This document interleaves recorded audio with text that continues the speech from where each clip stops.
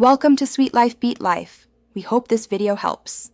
In this video, I will explain how to reset Nissan Murano Bluetooth. Start by turning the vehicle to accessory power and ensuring the infotainment screen is on. Locate the Bluetooth menu under Settings, then Devices, and choose the paired device to remove it. Use the Delete or Forget option and confirm removal. Finally, power cycle the car stereo by turning the vehicle off for a minute and then restart to allow a fresh pairing opportunity. Begin with the infotainment screen active and your phone nearby to confirm Bluetooth visibility. Navigate to Settings, then Bluetooth or Phone, and find the list of paired devices.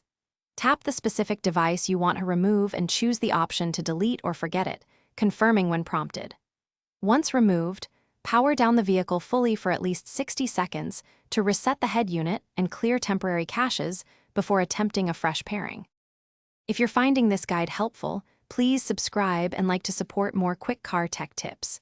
Quick recommendation: on another note, upgrade your sock game with darn tough socks that come with a lifetime warranty and serious durability for long drives and road trips. They feel great and stay reliable, much like a well-maintained Murano. Check the description for the link and other deals, and now let's get back to the video. With the vehicle powered on and the head unit active, enable Bluetooth on your phone and make it discoverable so the Murano can find it.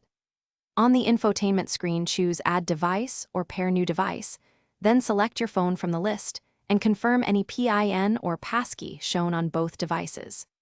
If you encounter repeated failures, restart your phone and retry the pairing process after the head unit has completed its reboot cycle to clear lingering connection issues. Thanks for watching. Consider subscribing if we helped you.